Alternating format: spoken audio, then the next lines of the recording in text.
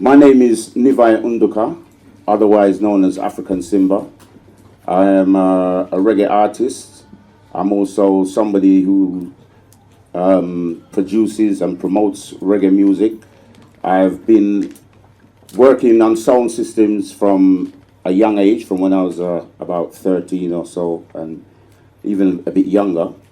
And I've come up in the ranks following my elders and those who have gone before me to do what some people would say great things.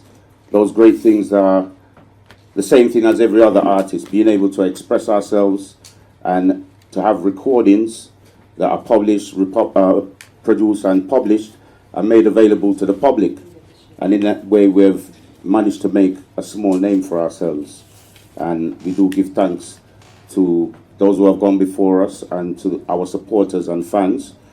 I've been asked to chair this session tonight, and I feel very privileged and honored, and I'd like to thank Mr. Colin Robinson for asking me to do so. The Rhythm of Life exhibition is the brainchild of Colin Robinson, who was born in the UK and who was born in Jamaica, moved to the UK as a child in the 60s. His interests were in, he trained as an electrician, but his interest in music started from a very young age. Known as a reggae music entrepreneur, producer and promoter, he has promoted a number of high-profile shows, particularly in the 80s and 90s, and has worked as manager and agent for several artists, including Sanchez, Maxi Priest, Sugar Minor, to name just a few. This exhibition, or should I say the exhibition on the 16th, which is taking place in Hornshaw Street, will feature a compilation of the history and an insight to the development and worldwide growth of reggae music as a genre and global phenomenon. The aim of tonight's workshop, however, is to provide as much information as possible in this chapter, and I say this chapter with an awareness that not all information can be given in this given time, and therefore more workshops need to be developed in order for that to take place. But it shall provide information about the music industry in general and about the reggae genre in particular, especially for those in or wanting to get into the industry, from a panel of experts who will provide insight into their experiences and complexities of music production, in particularly reggae. At this point, I would like to introduce the panel to you, and as they introduce themselves and tell you a little bit about themselves, I would like you to just give them a warm welcome. Thank you. First of all, Dr. Les. Greetings, everyone. Greetings. First, let's give respect to Brother Colin for putting this on, because I don't know if you was here a few months ago at the other reggae thing where one bag of foolishness was chatted, but hopefully we can correct some of that. And secondly, I'd like to give thanks to my ancestors who I absolutely believe chose me as a vessel for African liberation, which is what I do. And one of the vehicles that I use to do what I do is reggae music. And I have to say much respect to Brother Paulian, who does not get the credit he deserves for what he does for the music in the UK. So I have to give respect to that. That's enough of intro about me. And when we're going to do 5 minutes later, is it, or something? Yeah, so then you get to know. So we give thanks. Good afternoon, everybody. Good evening, everybody, I should say. My name is Michael Fuller. I am a music lawyer. I'm a music lawyer, and I work with independent record labels, artists, songwriters, producers, and so on and so forth. And my job, I guess, is to try to help those independents make as much money as possible, and maybe twist that around and say not leave money on the table, because for independents everywhere, I worked for a long time at AIM, which is a trade body that represents independent record labels.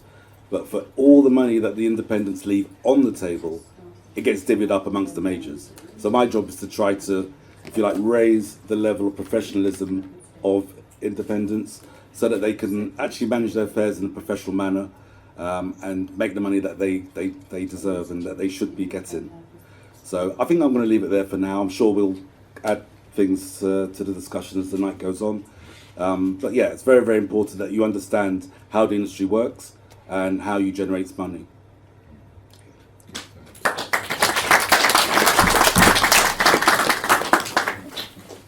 Good evening, everyone. My name is Pia Robinson. I'm the CEO of Reggae Britannia. We are one of the official platforms in the UK for reggae music, so we're all about supporting artists within the UK, ensuring that they get the legal advice that they need, be it that they need some form of marketing, also making sure that our followers get the latest news, reviews, shows and things like that. So we're basically an official platform. And I'm sure throughout the night people can ask as many questions in relation to artists or producers or musicians.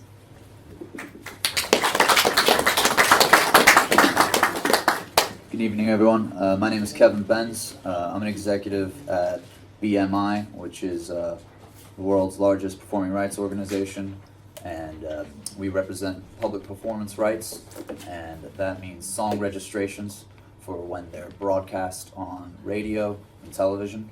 And similarly, we're invested in making sure our songwriters are covered and making sure that their licenses are protected so that they can earn as much money as possible through broadcast. And again, I know there'll be a lot of questions, so as we go on through the night, we can try and answer as many of those as possible.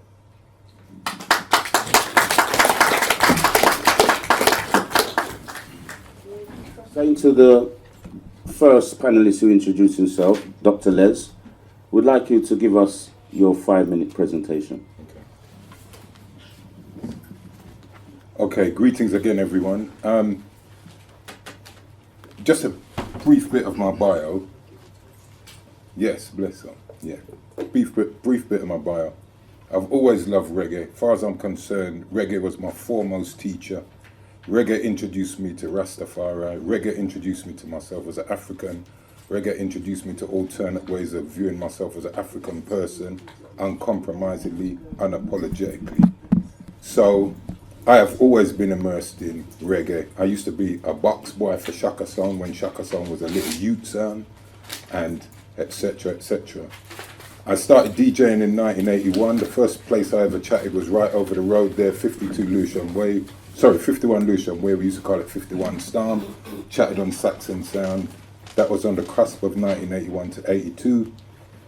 The brethren and sister then called me Lazy Lyrics because they said I had the most lyrics and conscious lyrics, etc., etc., etc. My love of reggae was so intense that I did my PhD in reggae. So the people who used to say to me, boy, you're a madman, you can't do a PhD in reggae. Well, I did it. And I did it here. I did all my studies here. My access, my first degree, my PhD. Used to teach sociology and anthropology here.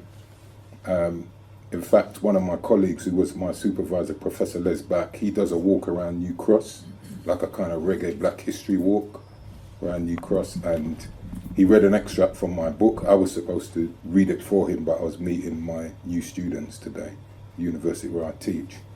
So I think that's enough about me. We can discuss that. I've got about 3 minutes, I think. And for me, I have some immediate concerns, okay? And the tune that springs to mind is Mighty Diamonds, Where Did We Lose Our Identity? And I'm talking primarily as an African person, okay? A couple of things really bothered me. I'll start with the last one first, and that is what is going on in the dance halls in Jamaica, where I'm talking about pornographic slackness. Now, I'm not talking about in go-go clubs, because I saw that going on in the 80s in go-go clubs. I'm talking about in dance halls in Jamaica. Yeah, and I'm talking about just unadulterated porn. Yeah, and to me, you under them something there, then there's clubs where you do that. But where you've got people going, I don't know if any of you know what I'm talking about, no, but, well, it's not even for tell you, because I've made it sure you're not frightened. But basically, you just imagine, and it's going on in the dances, and people are actually paying young girls to do all kinds of nastiness in dances. You see them putting the money down in their brassiere, when they're doing all kind of nastiness in the dance halls. And as I said, why that really bothers me, and this is the first matter which I will do with. Secondly, is I haven't been to Notting Hill Carnival. I worked out for 17 years. Okay. And I usually only go if a brother or sister comes from either the continent or Jamaica or somewhere, I'll take them to the carnival when I can stomach it. The reason was the last time I went there, I didn't recognize it as carnival. And I saw something coming in, which began with the destruction of sound systems. First they destroyed the youth clubs, that was under Thatcher. And you know that every youth club had a little sound system, and that fed into the big sound systems, etc., etc. And that's where our voice was, as far as I'm concerned. The voice of the voiceless, down-pressed Africans. Par excellence came out of sound systems. Yeah, we chatted slackness, we chatted culture, but at the end of the day, it was our space, we controlled it, said what the hell we wanted. Okay? What I noticed 17 years ago was there was this encroachment. So then reggae became anything. Sound systems became anything. And this year, I was actually tempted to go to Carnival because, you know, the 50-year anniversary of Claudia Jones' street party, whichever way you want to do it. And I was going to go, and then my mind said to me, you know what, don't go. And a friend of mine sent me a link from the Carnival with Saxon. Now, for me, this is crucial because Saxon is the sound system that made Jamaicans aware of British DJing. No other sound did that before Saxon. Saxon was the first British youth sound to tour America, Bermuda, and Jamaica. Saxon DJs like Tipper Irie manslaughtered, what was it called, Sting 85. Tipper Irie tore that place apart until DJs didn't even want to chat after him. People, that was synonymous with Saxon. Somebody sent me this link to Saxon this year. And I know that the specials, you know what they call specials, are not special. You know, you get a man for Sing Bout Your Sound, and that's supposedly a special. Everyone's got the same tune. Fine. But what horrified me was the first clip I saw was some white boy called something German Luger, some German boy, I don't know who the hell he was. The first 5 words that came out his mouth was every RC, BC, and every Clark way you could have think of. Yeah? Now he's talking to black people. This is what bothers me, because the crowd were predominantly black people, African people. Then the music that he was playing was the same. Now what bothers me with that is in the afternoon in the street. So I leave a question to all of you in here. What the hell has happened to that voice? Because that is the only voice we have as African people. Hip hop doesn't do it, rap doesn't do it. The only music that does it is reggae. Everywhere you go in the world, you'll hear reggae. You'll hear roots and culture, reggae. So I want to know, why is it that these people have this license to do this? It was bad enough with Gentleman when he came here a few years ago and he was going to head the Young Roots concert. And I said to the promoter, if you want people to riot in here, you put this white boy Gentleman as the headline when you have Bushman or Luciano, whoever the hell was there.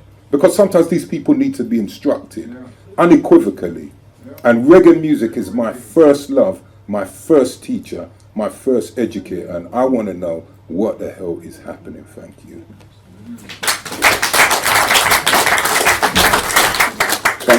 Thank you, Dr. Les, for your short presentation. Before we move forward, I'd like to introduce another panelist who has just arrived, Brother Dennis Al Capone. Please give a big welcome to Dennis Al Capone. Brother Dennis, will you just give us a short insight of what you are about? Okay, let me just finish.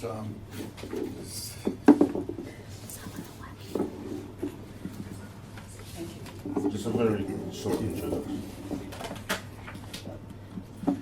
Yeah, good evening, everyone.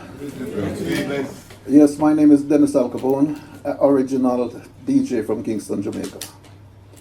Right, we are here tonight to attend this reggae exhibition of Mr. Colin Robinson and his friends. So what do you want me to tell them? That's basically just a short introduction. Oh.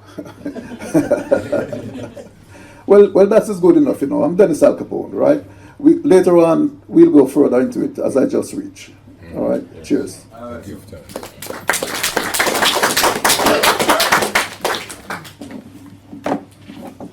Okay, I'd like to call on Brother Michael Fuller to give us his 5-minute presentation.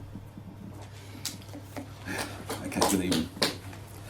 Dennis has been modest there. Dennis's background is unbelievable, so you all know Dennis anyway. I'm going to talk a little bit about the business side of the industry. But before I do, I just want to get a handle on who you guys are. I mean, could you raise your hand if you're an artist? How many of you here are artists?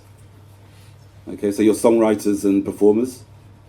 Okay, record labels, managers, DJ radio presenter, sound system people. I'm sound system manager. Okay, I don't know if I've covered everybody. I'm sure I haven't. But All that. all right, but the point I'm trying to hopefully get across is that if you own or control music, and by music I mean copyrights in the music, if your music is being copied, if it's being broadcast, if it's being publicly performed, in theory, you should be making some money. In theory. I say in theory because it doesn't work that way in practice. And the starting point is, if you think about the music industry as a whole. Okay, most of us consume music online right now. It's probably YouTube or something like that. Most of us will go to a club. You might listen to it on radio. In theory, those people who are broadcasting or publicly performing music are paying a fee, and I'm sure Kevin's going to go into that a little bit later. What your job is, or my job is to help you guys do, is to try to make sure that the money flows back to you if your music is being consumed in any way. Now, the way I always break it down is that the way I think about the music industry is that there are kind of 5 main businesses. There are lots more, and I'm sure the guys on the panel represent different aspects of it. There's millions of businesses, but the 5 main areas where you can make some money. 1 is through recordings, 2 is through songs. So recordings, of course, we're talking about record labels, or if you're self-releasing and you make a recording, that's a recording. Songs, of course, is for songwriters, people who write songs, but don't necessarily record them, but they're songwriters. 3 is live, if you have a live performance. 4 is sponsorship, if you're lucky enough to get sponsorship. And 5 is through merchandise. And what I always say to people right now is that you need to take a broad view of your career if you're trying to develop a career or develop a business. Don't just go with blinkers and say, okay, I'm going to do this, that, and the other. Because I know, for example, of producers who had their own show on Radio 1. They were playing their own music, but yet they weren't collecting any broadcast income. Now they're playing their own records. They're not even waiting for other DJs to play the records. They're playing their own records, and yet they're not being paid. Why? Because it's just a lack of awareness, a lack of knowledge, and they just weren't sure how the system worked. Do you know what happens to that money, as I said to you before? So every 6 years, every year, the industry, they call them collecting societies, and Kevin represents BMI, he'll talk about that later on. But every year, they have a list of what they think they can't identify. They don't know who owns it. In other words, your music may have been played on Radio 1, your music may have been, DJs may have been rinsing your music at nightclubs. Nobody knows who you are. What happens at my days say, well, we can't actually find who owns this. There's 2 reasons why they can't find who owns it. 1, you're not a member of the right collecting society, you're not joined because you didn't know about it. 2, even if you have joined, you haven't registered your tracks or your songs with the right organisation. So after 6 years, they said, we've tried our best, we tried to find out who owns this money, we've done our best, we can't find it, let's just share it amongst our existing members. That means that your money, Kylie Minogue, Elton John, Rihanna, whoever it is, and you think about this, I always think, if there's a venue that we know, for example, is primarily a reggae venue, right? Everyone should come together on that and make sure that PRS, PPL, and of course other collecting societies who work with PRS know that this is a reggae venue. If they're paying a fee to PRS or they're paying a fee to PPL, it really needs to go to reggae labels or reggae artists. But it's important for you guys who are producing music, who are playing music, especially if you're playing your own music, to just find out, educate yourself. There's lots of resources out there now where you can educate yourselves about how the system works. And your challenge is, first of all, to find out what are the different rights that exist, the different copyrights. How do you get them? How are they created? And once you create them, how do you exploit them? How can you monetize them? And normally, you always, and I'm sure Dennis, being somebody who's been in the industry for many years, will know, there's always somebody who knows that doesn't tell you. So that person who knows, they probably think, well, this guy doesn't know the business. I'm gonna register it in my name. Right? So you guys just educate. All I'll say is educate yourselves. However you do it, online, through courses, talk to people. Just come to events like this. This is where you can find out the information. I'm going to be doing some courses in the near future, so keep an eye out for those. But try to educate yourselves. And my view is that if it's your money, don't leave it on the table because someone else will pick it up. Okay, I'm going to leave it there. I could go on more, but I could talk for ages. But just remember the businesses where you need to generate income. Dr. Les will probably have the same experiences. You know, Saxon, working with the sound systems. Doing radio shows. How many of you guys do a radio show? Okay, I do a radio show as well. And did you know that radio shows are meant to be paying a fee to PRS and PPL? Some of them do, some of them don't. But if you have a hit or minor hits, you know, maybe Rodigan picks up what happens. You know, make sure that you're in PPL's ear. Make sure you're in PRS's ear. Say to them, listen, my tune's being played here, my tune's being played there. It's a smash on the sound systems. And also, I should mention this one little thing, by the way, because most, you know, club culture's being attacked right now in London. The clubs are closing down. But there's a small scheme that PPL and PRS do together. It's called the Pubs and Club Scheme. And the way it works is for small venues that aren't the O2, that are not Wembley.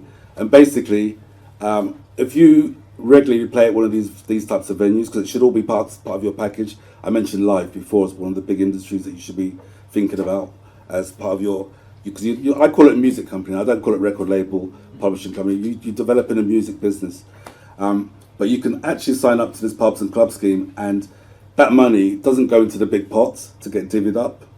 It goes directly to, you know, the people who actually advise PPL and PRS that's where they're playing on a regular basis. So just try and educate yourselves, and you know, make sure that you try to cover all your bases. Just a quick question: is it too late for those people who haven't registered to do so? Okay, that's a good question. Let's start with let's start with PPL. Okay, so PPL, I'll mention, represents record labels and performers. So an easy way to think about this, if you think about let's take, I'm going to use this as, it's just a hypothetical situation. Let's just say there are three whalers, right? So Bob, Peter and Bunny, there's three whalers. They sign the record label deal. Okay, so the record label says, okay, we have signed the whalers. Okay, when their tunes are played on, let's say Radio 1, Radio 1 pays a royalty to PPL. PPL will pay 50% to the record label, 50% to all of the performers. So not only do Bob, Peter and Buddy meant to get record royalties, hopefully they do get record royalties, but from PPL, every single person who performed, the man could be playing bongos, somebody could be playing saxophone, they're not signed to the record label, they're signed to they join with PPL. Now the answer to your question, is it too late? If the tune is played on radio and the record label hasn't registered, they lose out, they can't get it. So if you've had a hit and it's been played for months and then you register, you've lost out. But as far as the performers are concerned, you can backdate. You can go back and you can say, listen, my tunes were played. They have a list of all these records, so they don't know who owns them, they don't know who performed on them. Now the record label has to say who performed on them. So the answer is, if you're a performer, you can backdate it up to a certain extent. If you're a record label, as soon as you release a record, you should register at PPL straight away. Okay. PRS, I think there's a bit more leeway. I know people who backed up major artists, say for example at the O2, they hadn't registered with PRS, but they were able to get back royalties when they told PRS we was back in that big band, and they were able to get their back money. Is there any time factor there? Normally, it's normally about 6 years, but you should keep a record. You should keep a playlist of all the songs if you are performing live, just so you can say, look, these are the songs, they're in your database, and we perform them at the O2 on that big bill, and so we should be paid. And also, all of you guys who do festivals, that's a good source of income now for lots of artists. So you should definitely contact PRS. I would say even if it's gone 6 years, try a thing, because you never know, they may not be up to date. But you can always go back as a performer. Thank you. Thank you, Michael Fuller.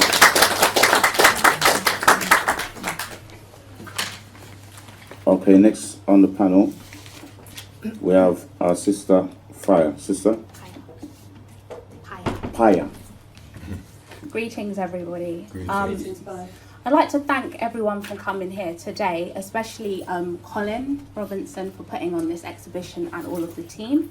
I'm going to try and talk up, but I'm suffering from a bad throat, so hopefully you can still hear me. Now, I want to touch on everything that these two gentlemen have said tonight, because it's very important. As I said to you before, I run a company called Reggae Britannia. We're an offspin from the BBC documentary. I don't know if any of you remember that documentary. Do any of you remember? Okay, so what we do is we basically support artists around the UK, also worldwide as well, but we're there for artists in the UK to ensure that you all have a platform. Now, we also provide our followers with the latest news, reviews, shows, events, as I said before. Now, the reason why we established Reggae Britannia is because there's so much legacy, I don't know if you'll agree, in the UK that's not really been preserved. So many artists, of which I see some tonight, that have done so much for the reggae industry within the UK, and it's just not been documented as well as it should do. People have not been given the credibility that they should as well. Now, as you know, in the 60s, 70s and 80s, when reggae music came out, normally the first place it came to was within the UK. We kind of got the music first, and then it was released in Jamaica. So there's so much immense history within the UK, which shouldn't be lost, and that's why we give thanks for the reggae exhibition. Now, we know that the dancehall era came in the 90s, and that kind of threw a lot of people off. A lot of people became very despondent, they didn't want to do reggae music anymore, and things kind of died down. But what we did find is that in Europe, a lot of the people outside of the UK took on the music. I heard that Dr. Les was talking about Shaka. We know there's a lot of sound systems in Europe now who are probably doing it a lot more and have a lot more sort of credibility at the moment, which is wrong, than the UK pioneers who actually fought to have the reggae sound system. But what we are finding is that there's a new awakening, and I don't know if you all sense that a lot of people who stopped doing reggae music have now decided, you know what, I'm going to start to do it again, because we are the real people that did it in the first place from the UK. Technically, yes, it came from Jamaica, but we also have our own style. We're going to continue, and that's why Reggae Britannia is set up, and that's why it's very important. Now, as I said, we're a platform for everyone to exhibit their musical talent. As you know, it's very difficult. It's not like back in the day where you had like Still Pulse, you had Matumbi, you had Aswad, you had Mercenaries, you had Black Slate, who potentially, it was just easy then to kind of have your band and go and do your rehearsals and set up a show. It's very difficult now. You don't really have that, and you know, the circle and the generation, a lot of people, as I said, become despondent, and some people really want to do it, but you know that a lot of the time it's moved to Europe or it's staying in Jamaica. And you as a UK artist now saying, right, I established this type of reggae, or I had a great hit, people don't really want to know. But we're saying, no, you've got to put your foot down, because it's not for other people to determine, it's for you to determine. And there's a lot of people within the UK that still want to hear your music. So what I found, and I'm from a legal background myself, that a lot of artists that came to me would say, do you know what, Paya, I've got this great hit, but I don't know what to do with it. I don't know how to register it. I don't know how to get my royalties. And so we're running workshops, and I hope that with this gentleman here that we can combine to do that. But it's very important, if you're releasing music, be it you're a producer, a musician or artist, that you get yourself registered. What I have found, and my father who's just walked in, he sits over there, I found some of his music which is playing in Europe, being sold on websites, vinyls at extortionate rates, to the point that you think, hang on, how comes I'm not getting a penny? And it's totally unfair. Well, there's no point complaining about this. You've got to do something about it, okay? Because right now people are selling your vinyls at extortionate prices and you're not even getting 1 pence out of it. Your hard work, your talent, staying up in the studio trying to write songs and vibes things, it's all gone down the pan because someone's got your album. What you need to do is stay on them. Now, I know that this gentleman's going to talk a lot more about it, but I am going to touch on the Publishing Rights Society and also the the MCPS, which you need to contact as well, but I'm going to leave that to this gentleman to talk about. For the benefit of the people here, can you just say what the acronyms are? Yeah, so it's the Mechanical Copyright Protection Society, okay? With the PRS, a lot of people get scared and think, oh, I can't deal with that right now, too much forms, I'm not sure what to do. It's not that hard. You literally print out a form, you sign it off, you send off your ID. I think the price is still £50 for one-off payment, but I'm not sure. But it's normally about 50 quid just to do it. Now, I think. It's £100, Yeah, or they've doubled it. But you have to get yourself on that. And what you'll find when you go onto that website, and I've done it myself, that you can put various different names. So if you're writing a song under your birth name, but you also have like an alias name, you can do various different names, but you don't have to pay more than once. You just get different registration numbers, okay? And as I said, you can always contact Reggae Britannia for guidance. That is why we're there. Now, there's something I want to talk about. There was an interview that I did very recently at the One Love Festival, which was a week and a bit ago. It was 3 the Hard Way. I don't know if any of you have had a chance to see it. If you get a chance, go onto YouTube and watch the video. It's not about me. It's about 3 the Hard Way. 3 the Hard Way is Still Pulse, Aswad, and Matumbi. Does everyone know about these people? If you do, raise your hands, please. Right. These 3 had never, ever performed together. Never. Not in history. And at the One Love Festival, we got to see them perform together. Now, I tell you, okay, I might seem young, but Still Pulse is my favourite band. Absolutely favourite band. Okay? And it was like having a party with them. They didn't actually technically have live music, but you had Dennis Bavell, who was mixing.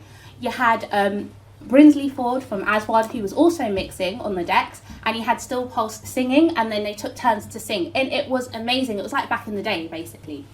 And but what I found when interviewing them, and it was the first time that they were all interviewed together, was the passion in their eyes. I mean, they'd just come off stage and it was a great vibe. We had people sitting literally behind the camera, like literally sitting on the floor, watching, because they were so in tune with this. It was amazing. But they had passion about what they had done. From my observation, what I realised was that I don't think they really recognised what legacy they was leaving behind. They talked about going to Birmingham and being in London and the sound systems and the various different things they did. But I realised all those times when you were young and you were doing that, you didn't actually know what legacy you were leaving behind. And just in closing, because I know everyone has to talk, it's important as artists that you continue with this, because you are also leaving a legacy behind. And that is what Reggae Britannia is all about. It's not a platform for us, it's a platform for all the people in the UK that want to do reggae music. And I want to ask, I know there's a lot of people that are musicians, producers, and artists here, but if you are lovers of reggae music and you just love music, be careful about where you're buying your music from, and ensure that you take care in that, because that again can affect people and stop people from wanting to go forward and doing their music. Take care of your reggae artists. One thing that I found as well when in my travels going to the Caribbean and also talking to people in the UK, there are artists, firstly Jamaicans don't sometimes recognise and know their artists, okay? I go to interview these people, and some people in my family are like, oh, why you are to interview them for? What? They don't even know their artist. I'm like, this artist is a huge artist in Europe. You know, if they come to Europe, you've got to wait for so many people to interview them before you even get an interview. So take care of your artists. But another thing is, you know, some of these artists are left penniless. They don't have no money. When they die, their families cannot bury them. And this again is because they didn't think of the formalities. And I understand that people do music out of the love of their heart. But those days, I'm not saying it shouldn't be, but gone are those days. If you're doing it out of the love of your heart, make sure you're signing a contract. It's very important that you protect your interest. And not only your interest, your children's interest and your grandchildren's interest. Okay? But just to close, it's very important that you also continue with reggae, and I'm glad to see people here, different age groups that want to continue in reggae music, because reggae music needs you. We need you, and we need you to set a legacy for us. Thank you. Thank you, Pyra Robinson. Just want to hand over now to Kevin Benz from BMI. I think you made a very good point there, and that's about the love of the music. And obviously that's what everybody in the music industry is mostly there for. However, the protection is very, very important, and there are people who will do that for you. And that's very much where I come in. That's where someone like Mike comes in. And I'm going to jump onto the point of what they talked about, and that is registering songs with Performing Rights Society. Now, I work for BMI, which stands for Broadcast Music Incorporated. Now, we're an American Performing Rights Society, very similar to PRS. And what we do is we protect the copyright of the song, meaning the songwriters and the publishers involved. Not necessarily the performers, unless the performers are also the songwriters. But so we protect the song, and then what we do is we sell the licenses to perform those songs to radios, to radio broadcasters, television broadcasters, streaming platforms like Spotify and Apple Music, and we sell them to bars and restaurants, and that's something that's called general licensing. And the purpose for this is that when your music is played, we can then log it, especially on the radio and on television, and then we will pay you a royalty based on the number of performances. And we do that in varying ways. There's different rates behind it. But the PRS here does that for the UK, and that's very important. So if you haven't registered for a Performing Rights Society, I would suggest doing it. And you can register with BMI. I brought some writer applications for anybody that would like to do that, and it's free. But I think I'd like to get into kind of what BMI does outside of just the registrations.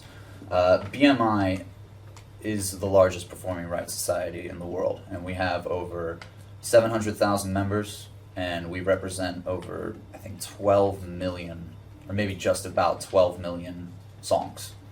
And they're all registered in our database. And we work with other societies around the world, and that's to promote music and to promote kind of creative connections. And something our office has done a lot is we've worked on songwriting camps in the Caribbean especially. We've done songwriting camps in Jamaica, in Barbados, the Grenadines, and did I say Barbados? I think I did. Recently we've done one in Cape Town too, and part of our mission at BMI is to integrate the international societies of music and to help bring out different genres, not more than just pop. And that's where reggae comes into it a lot. And I'd say we try to focus on the community, and that's getting songwriters involved with our office here in London.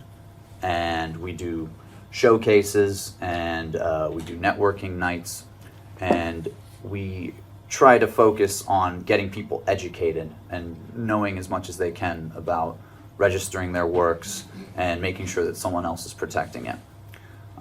That's very brief, and I know there'll be a lot of questions on that, so maybe if we want to ask those later and let everybody else give an introduction, I'd be happy to answer any of your questions. Okay? Thank you.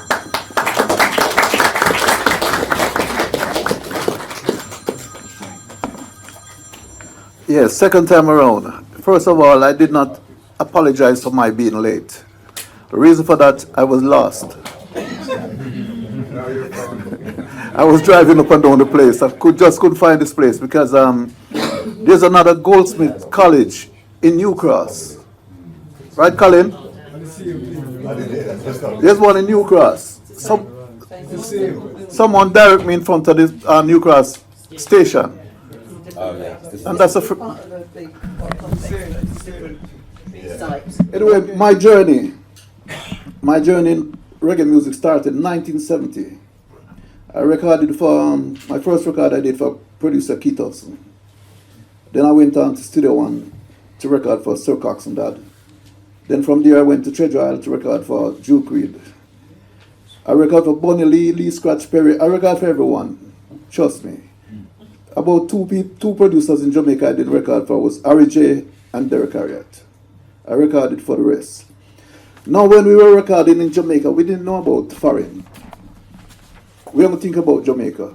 So PRS, MCPS we didn't know about. No one didn't tell us. So all the time our music was being played in the UK and the US. We didn't know what was going on. The producers take the music from Jamaica, come up here and make a few bucks, come back down and probably buy us some party. Right? Probably buy us some party or some Kentucky.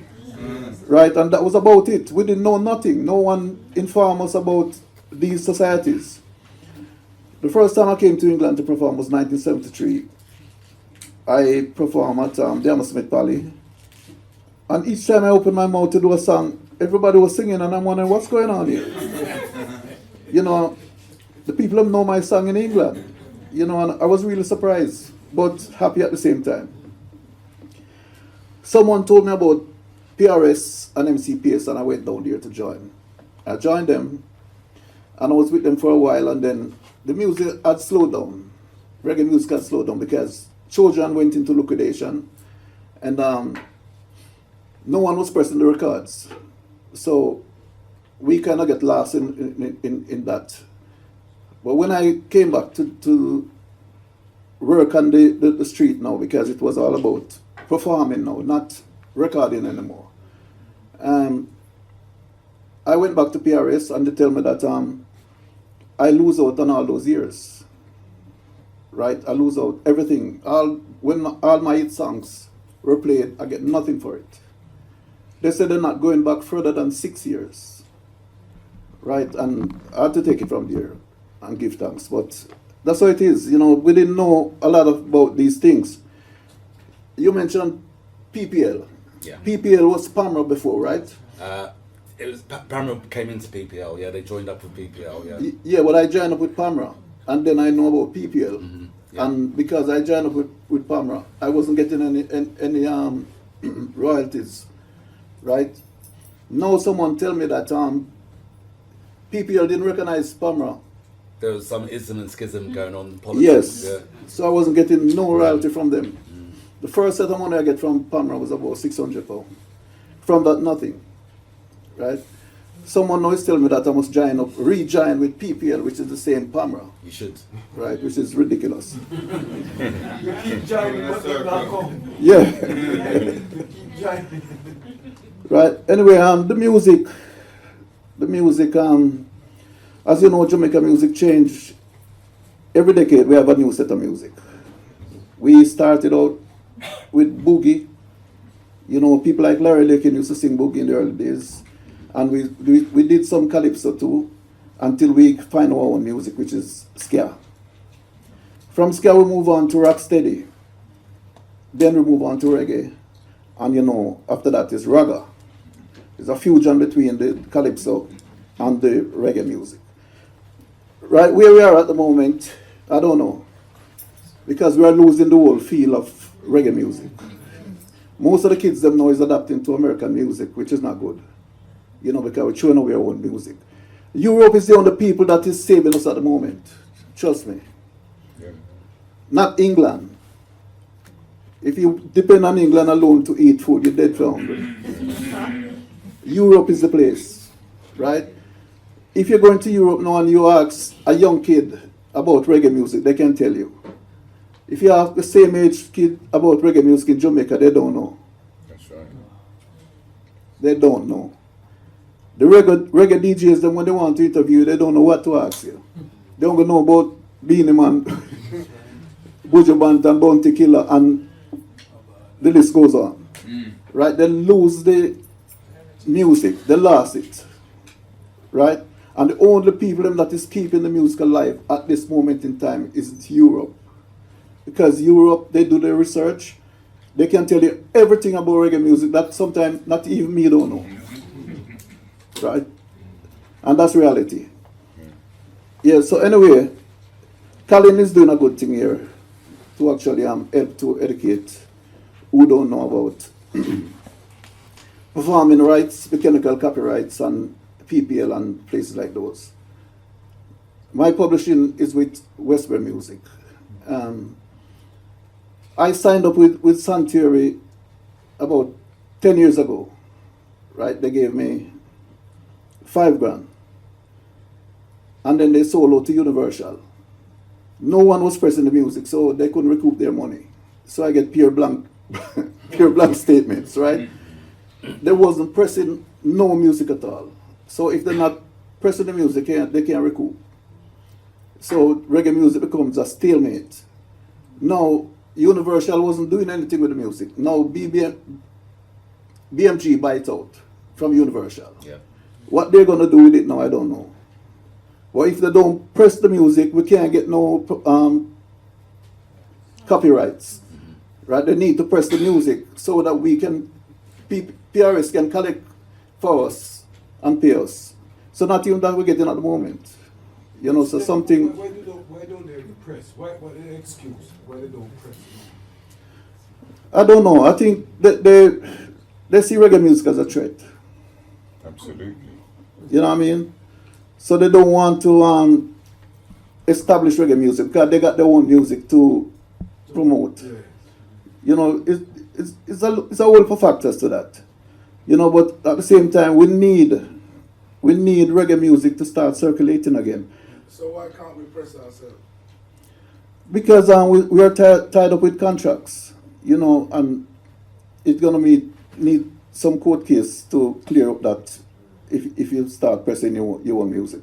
But Father, even the promoter them in England, before them have most of them have some good artists around them. Before them would employ one of the artists them and put him on the show, and prefer to send for a yard artist or other thing. That's another idiot thing too. Yeah, I tell you. With all due respect, You see, it's what you call a stereotype thing. The promoters in this country, right? They got to send for the artists in Jamaica, fly them in, put them in a hotel, feed them, and transport them around. Plus pay them a proper fee. The artists in Jamaica, the artists that live in England, right? They don't need to put them in a hotel. They don't need to feed them. They don't need to transport them. And if they're going to pay the Jamaica artists $5,000, they don't want to pay the same English artists that going to do the same show £1,000. You understand? So most of the time, the English artists don't get no work. It's just the Jamaican artists because they see something in the Jamaican artists that they don't see in the same Jamaican artists that reside in this country. I don't know what they're looking at. Them not low. They're looking, but they're not seeing. can I tie up something here, please? Sorry, before anybody makes any more, asks any more questions, I'd just like to remind you we have a panel and we have a chair. And for the purpose of those and for filming, yeah, we'd like you, if you have a question at question time, to raise your hand, give your name, and then present your question. Thank you very much. And it would be nice if they could have a mic up here too, you know, passing around. There's no cardless. Is there one? Yeah, you were saying. Yeah, to tie up with my brethren was saying about the relationship, what is puzzling with reggae music, that it changed. BBC came up with something some years ago, and it was about what Bunny Wailer had said with his song, The Armageddon. In the beginning, there was one concept, and that was the concept of life, referring to reggae music. Well, since Bob Marley and Bunny Wailer, because on Sting, when they stoned Bunny Wailer, that was the day reggae music died. And the dancehall took over. So we're in an Armageddon thing with the reggae music. Why? The fear is there because of all of the spirituality. It's a very, very deep scenario going on. The BBC know about it, and why Cartel is in prison is all part and parcel of the same thing. there is a big fight. There is a big fight. Well, you have a point still, you know, because when the cultural music is flowing, the big companies don't get involved. They get involved in the slackness. They sign up the slack artists. If you remember when slackness was going on with all them artists back in the days, Yellow Man and the rest of them that was going, That's right. the big companies signed them. CBS. But when the culture come back in the music, they drop all of them. Right? So it's a victimization. It is. Give a round of applause to Kelly Johnson. At this moment, I'm sure you have a lot of questions. The time is short. If you have a question for a particular panelist, could you please name the panelist and then present your question? And before presenting your question, could you please state your name and maybe if you're in the industry, who you are and what you do? My name is Wayne Simpson. I'm not an artist, but I have a daughter who is interested in songwriting. So this question is to Paya. The registration, is this a lifelong registration, so one-off payment for life? How does it work? Are you talking in relation to Reggae Britannia? Just in relation to copyrights. Oh, right, so PRS. Yes. With PRS, all you do is, as I said, register. It's long-term registration. I thought it was £50, but I guess it's gone up to £100 now. So it's a lifetime registration. You get emails, you have like a number, a reference number.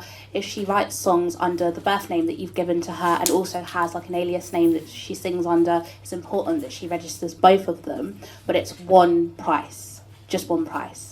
And in terms of her music, what you can do is just send us an email, which is artist with an S at the end, at reggaebrit.com, that's BRT.com, and just copy us in with her bio, her music, and we basically review her, and then she can become one of our artists on Reggae Britannia. And we do that for any good artist within the UK, and we just send out their music. Yeah. That email address, is it in the pamphlet here? It may not be, but I can give it to you after. But it's artists at reggaebrit.com, and our website is www.reggaebrit.com.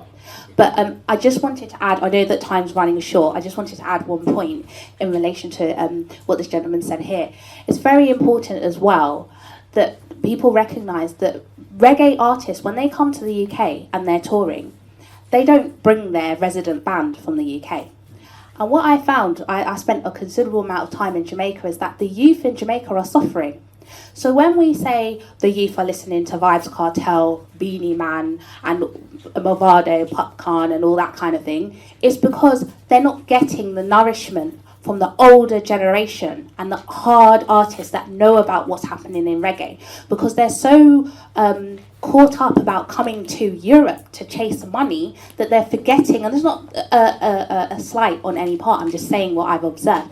They're so used to using reggae bands in Europe and forgetting about those that are at home.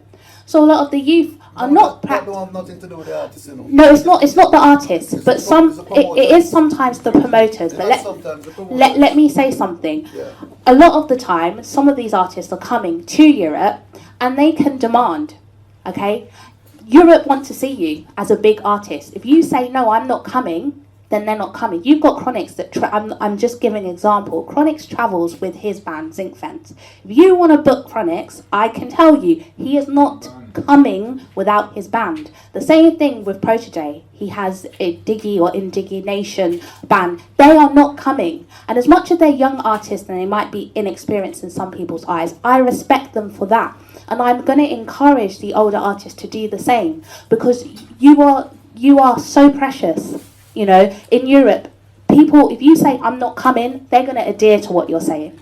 And it's about putting your foot down. It's not as simple as that, you know, trust me. It may not be as simple as that, but what artists need to do is be in unity. Because if everyone is saying the same thing and singing from the same hymn book, it will work. If one artist say, we have to unify. But what we've done, unfortunately, is said, well, you know what? Boy, I'm have to make a bit of money. It's not about that. We've got to put our foot down, because our music is being lost. When I talk to youth in Jamaica and I'm saying, boy, can you carry me to this artist and that artist? yeah man, him lived down the road. Yeah, and I'm like, you don't go to check him, you don't go to see his catalogue of music?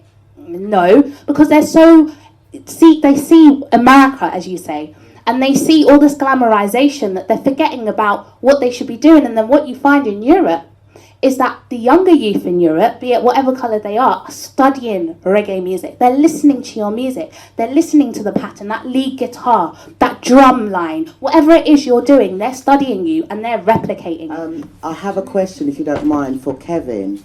I've sort of joined PPL, I joined the Musicians Union, I joined PRS. However, is it my understanding that the BMI, if you're a member of PRS, you can't actually be a member of BMI as well? For the time being, no. But what you can do is you can ask the PRS to release you for certain territories that you wish to be released for. Okay. And you can release for the United States. And it's generally for people who are starting to make good income in America. They might want to release themselves from the PRS for the United States so that they can receive their U.S. income directly.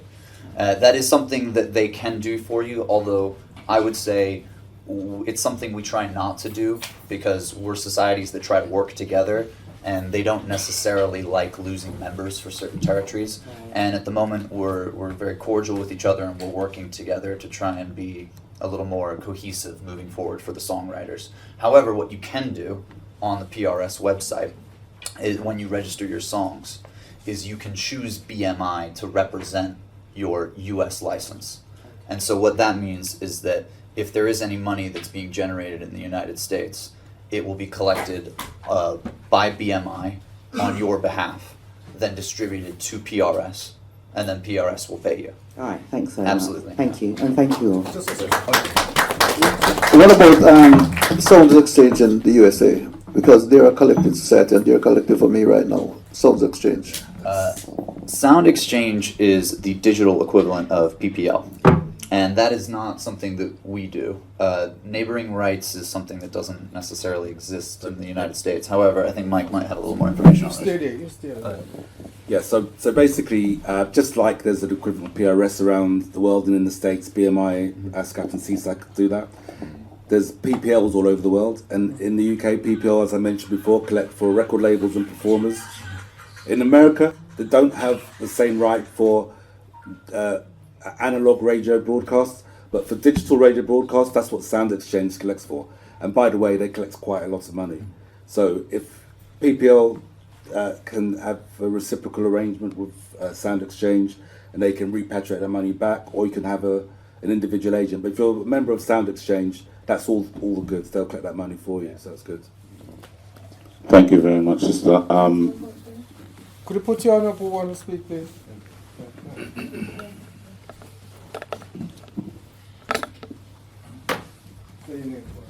My name is Amari. I'm a singer-songwriter for the late Bim Sherman, a song called Over the Rainbow. And also I've been a music consultant with a company called Prestige Elite. But right now, what I'm going to say to the Empress, respect to you, thank you for having me here, is that firstly, I, as Rastafari, and word, sound, and power is music. And at the Art of the Lion, which is Bob Marley, One Love, which is the Art of the Lion, music is spiritual for us, firstly. And that is the first fundamental thing. Everything else is going to come after for us, because we have to get the word to the people. It's the word of righteousness, the word of right, the word of truth. That is the whole fight. And one thing I would like to ask a question now is this. I've had to go to Bandcamp because I realized that iTunes and Spotify are not giving me nothing. I have signed with TuneCore. They're not giving me nothing. I get little $5 here and I have to spin it there again. But when I put it on Bandcamp, I'm getting cha-ching, £1. Cha-ching, £5. What is happening? Thank you very much. I just want to respond in relation to what you said about Rastafari. Now, I was born to a Rastafarian father, and I understand that from being 3 years old, this is why I'm in the music industry, as I said, but my background is legal, that he continues to do love music for the love, but it was all about that. Okay, the fight, the trodding to get that message out about Rastafari, and not only just about Rastafari, but the liberty of being an African living in this country and the love for all people. All right. The problem you have when you get to that stage is that you either have to be serious about it. All right. You're doing it for that, but you still want to make money, so you have to make a choice. If you're doing it only for the love and you don't make a penny, then you can't complain. But if you're doing it for both, and obviously everything we do, if you hail Haile Selassie, King Haile Selassie, he was a king, and he lived like a king, all right? And he ate like a king, and he didn't live like a pauper. And if you listen to his liberties and what he said in relation to his speeches, we all have to take on that royal mind. And it's all about business. We can't think to ourselves that, well, I'm just going to do it for the love and leave it at that, because this is why we're in the situation that we're in, that we never hold on to anything that we create. So you have to think about the legacy that you're leaving behind. All right?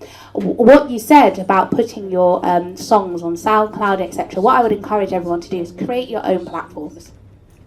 That's what it comes down to. Everyone's complaining about, but I'm not getting this and I'm not getting that. I think you can learn from history. If you're relying on other people, regardless of whoever they are, you're not going to get anything. So create your own platforms. Don't sit on your morals just thinking, well, I need someone to do something for me. Do something for yourself. And I think this is why it's important that the older generation link with the younger generation. Because the older generation have the wisdom, but we have the energy. And we have sometimes the know-how. So link up. If you're not on Twitter, get on Twitter. If you're not on Instagram, get on Instagram. You might not want to be on these social media platforms because you don't want everyone to see your face. But if you don't do that, your music is not going to get out there. This is the new times. Thank you very much. Simba, can I just Before you, we have. because I'm gonna move in a minute. I just want to say something. Okay, go ahead, Dennis Al Capone. Yes, the point that you were making about the bands from Jamaica coming up, say the artists and coming up with their own band, right? The reality is, there's a thing called budget. The promoters have a budget and they got to work within that budget, right? You're talking about Chronix. Chronix is a hot artist. He can demand what he wants. 5 years from now, Chronix cannot do that. That's how music is. When the artist is hot, they can demand what they want, right? Not every artist can do that. That's a reality. Yes. All right.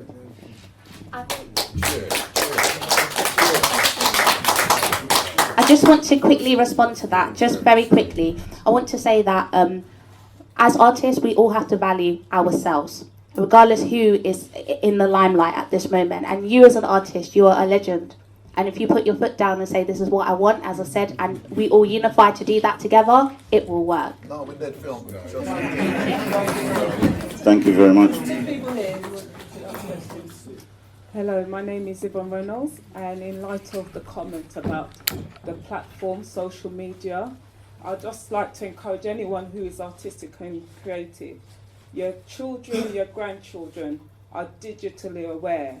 So what you do need to do, this is what I studied, information technology, and the only way to have total control and ownership is that if you do not know how it operates, the operating systems, information systems, Facebook behind how it works, connect with your children and your grandchildren.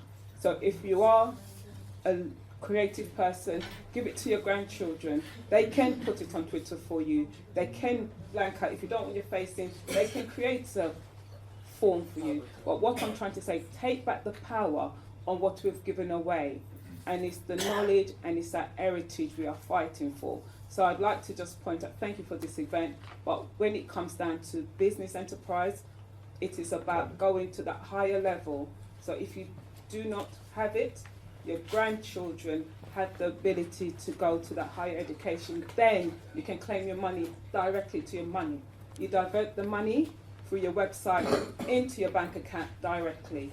That's how I'm starting it. But you start small, then you get big, and then we need to collaborate with each other. Thank you.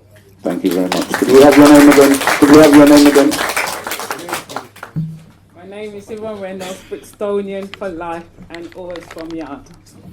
Yvonne Reynolds, thank you very much.